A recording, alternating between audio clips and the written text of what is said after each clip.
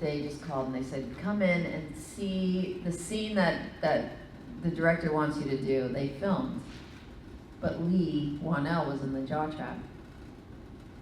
And that's how they got the movie made. So James, could show his style of, and so I came in and I watched that scene. I was like, okay, I'm doing that scene.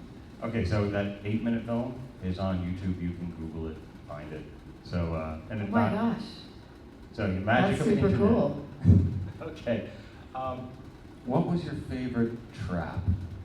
Because I know you, well, first of all, Tobin set up traps that had an escape route, and your character had traps that had no escape route. Sometimes.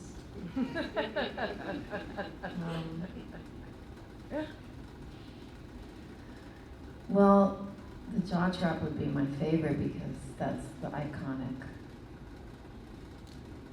But there was one I thought was really beautifully awful and very creative, and that was when she froze. Do you remember that one? The beautiful woman and she froze layer by layer. Yeah, I thought it was very poetic. No. It was beautifully awful. Hi there, my name is Rowena. Hi, Rowena.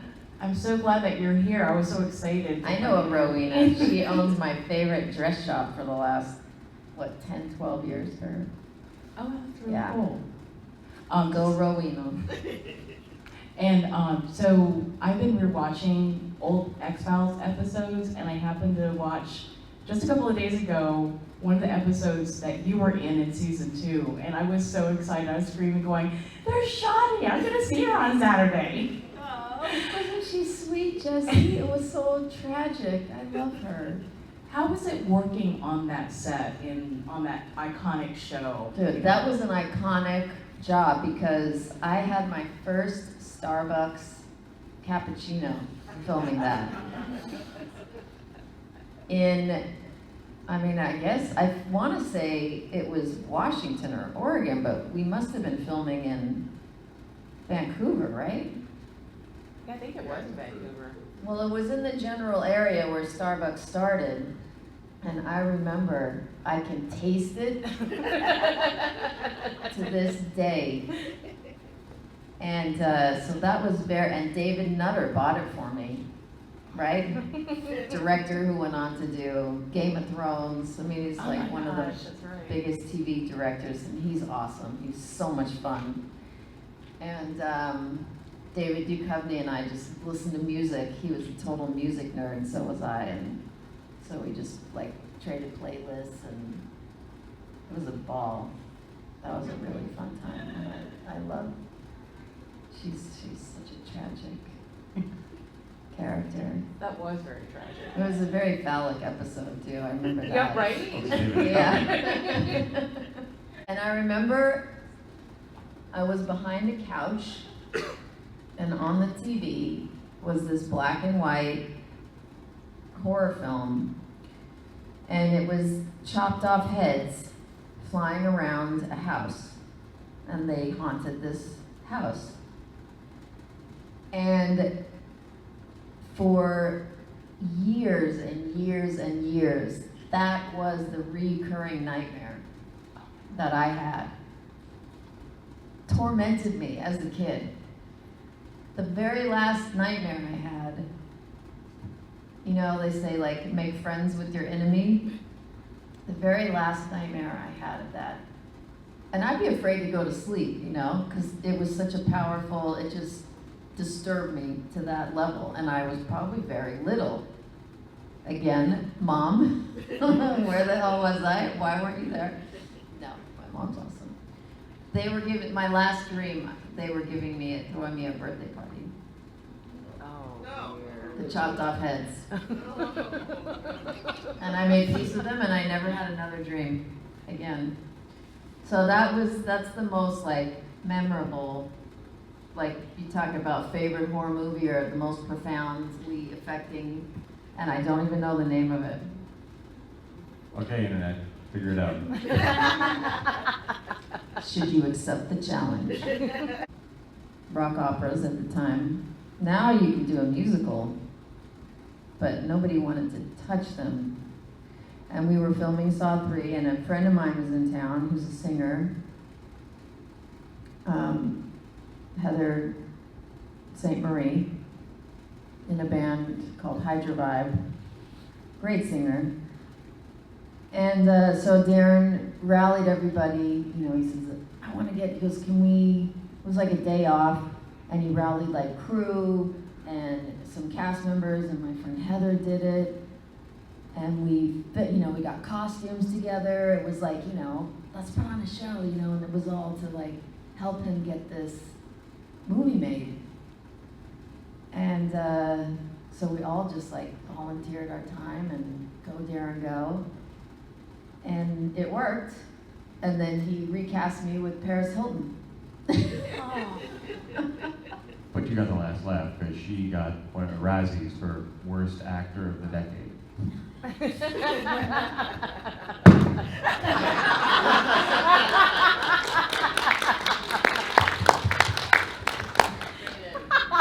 for the same. You also are not unfamiliar to music. I'm sure some people in the audience know that you had a punk rock band called Fidola Ho, and also Smith and Pyle with Missy Pyle from Galaxy Quest, right? Yeah. So, and this is going to be your all Because we look so funny standing next to each other, we thought, let's make a band.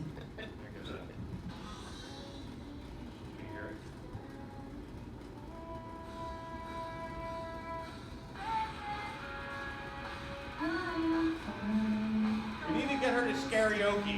Yes.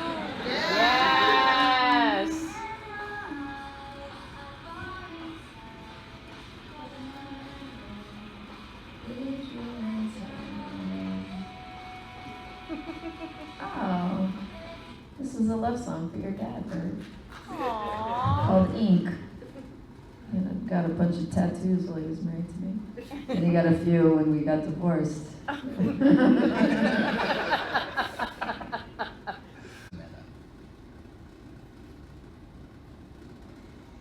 It's funny, because the two that come to mind are he helped me and fix me, motherfucker. Ironic. Definitely one of my favorites. Fucking sad. I mean, listen, comedy is so, it's like the lubricant for the horror, for the drama, you know, because like, get somebody laughing and they won't see what's coming. They won't be preparing for what's coming. So you just smack them with it, you know, like it kind of takes away your defenses, you know? Which is interesting, because like the funniest comics, and you asked me about this will connect with John Candy stories, a lot of the funniest comics are the most tormented inside. Because they're just defenseless.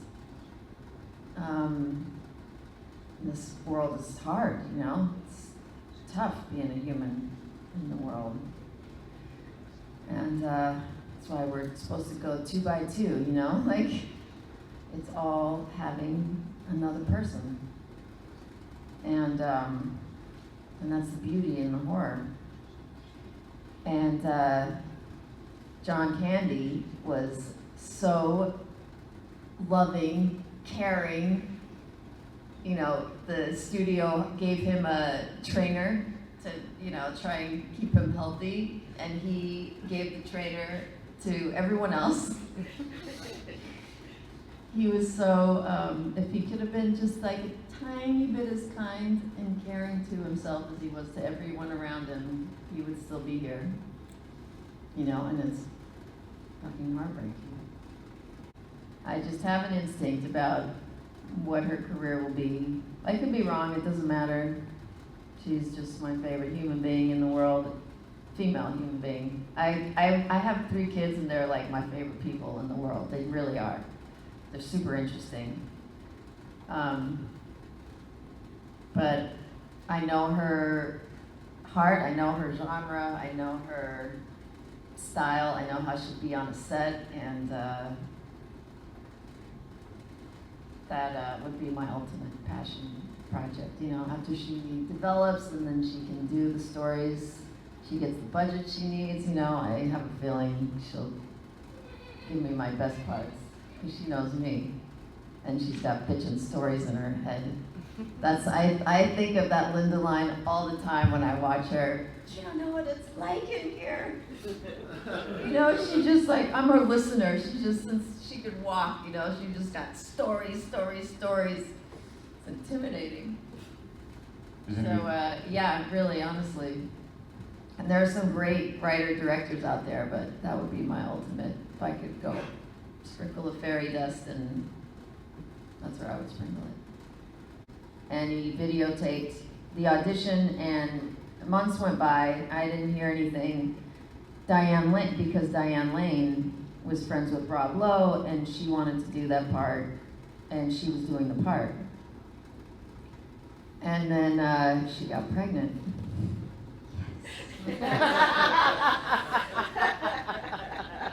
And by the time they filmed the stuff in Vegas, which was at the end, she would have been showing a lot. You know, they could not make that work with that long of a shoot and that part. And Mick remembered my audition, and I just got this call. My manager, Shawnee, I have an offer for you. I was like, I think I just hit the floor, you know, hit the ground. What offer? I hadn't auditioned for anything in a while. I just couldn't imagine what it was, and it was The Stand. Wow. And I showed up on that set, and fucking no holds barred. And it, I think, kind of pissed off Rob Lowe that he wasn't because there was a lot of improvisation and all of that stuff, like throwing the shoe and hanging out the window, you know, and just because I had nothing to lose at that point. It was awesome, and it was an honor to be on a set with Stephen King and Mick Garris. I got to meet Stephen, and yeah, it was an honor to be a part of that. Thanks for asking. You know, fucked up Bill. And responded to the TV, you know, what came on the screen in front of me, and then what I had to do, I just was like. And then when that day was done, it was just back into the disturbing point in life. You know, so I didn't want to do it in the first place. But that was one day. Then saw two.